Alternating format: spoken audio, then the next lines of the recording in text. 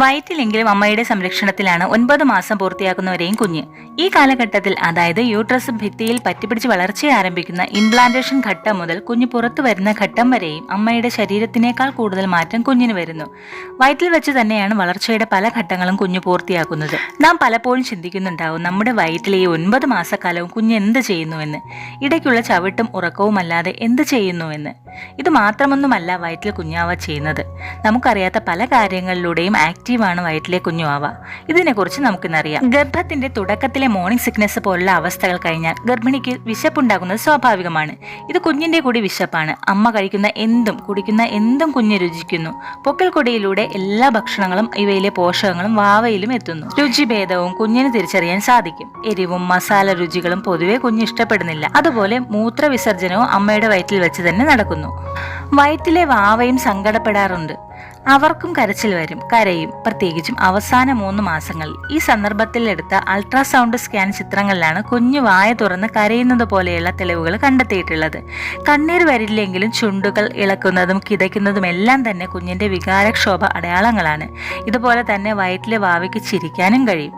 24 ആഴ്ചകളിൽ ചിരിക്കാനും 35 ആഴ്ചകളിൽ പുരികം ചുളിക്കാനുമൊക്കെ കഴിയുമെന്നാണ് പഠനങ്ങൾ പറയുന്നത്. ഗർഭത്തിന്റെ ആദ്യ ആഴ്ചകൾ തന്നെ കുഞ്ഞിന്റെ ചെവി രൂപപ്പെടുന്നു. അതിനാൽ തന്നെ കുഞ്ഞ് സെക്കൻഡ് ട്രൈമസ്റ്റർ, അതായത് ഏതാണ്ട് 6 മുതൽ 7 മാസങ്ങൾ തന്നെ പുറത്തു നിന്നുള്ള സ്വരങ്ങളടക്കം അറിയാനും കേൾക്കാനും തിരിച്ചറിയാനുമെല്ലാം സാധിക്കും. അമ്മയുടെ സ്വരം പെട്ടെന്ന് തന്നെ കുഞ്ഞു പിറന്ന ശേഷം തിരിച്ചറിയുന്നത് ഗർഭകാലത്ത് പാട്ട് കേൾക്കണമെന്നും കുഞ്ഞിനോട് ആശയവിനിമയം നടത്തണമെന്നും പറയുന്നതിന്റെ അടിസ്ഥാനം ഇത് തന്നെയാണ്. അതുപോലെ അമ്മയുടെ സ്ട്രെസ്സും ടെൻഷനും എല്ലാം വാവയെയും ഇതേ രീതിയിൽ ബാധിക്കും. അവർക്കും ടെൻഷൻ ഉണ്ടാകും.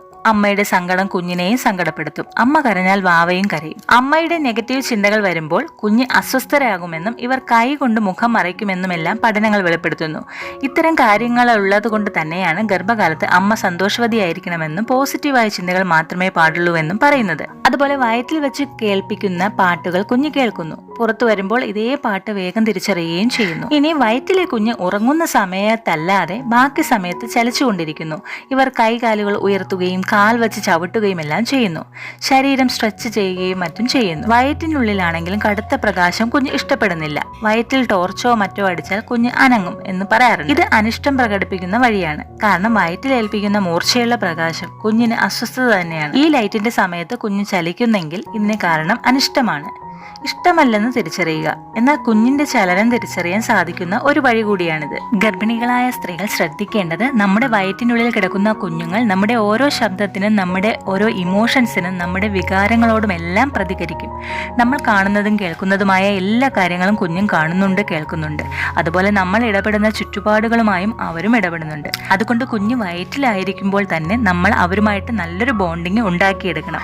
നമ്മൾ അവരുമായിട്ട് നല്ല രീതിയിൽ കമ്മ്യൂണിക്കേഷൻ നടത്തണം. നല്ല വാക്കുകൾ പറയണം. അവരെ സ്നേഹിക്കണം. ഇന്നത്തെ വീഡിയോ നിങ്ങൾക്ക് യൂസ്ഫുൾ ആയിട്ടുണ്ടെങ്കിൽ തീർച്ചയായിട്ടും ലൈക്ക് ചെയ്യാനും സബ്സ്ക്രൈബ് ചെയ്യാനും മറക്കരുത്. മറ്റൊരു വീഡിയോയിൽ കാണുന്നത് വരെ ബൈ.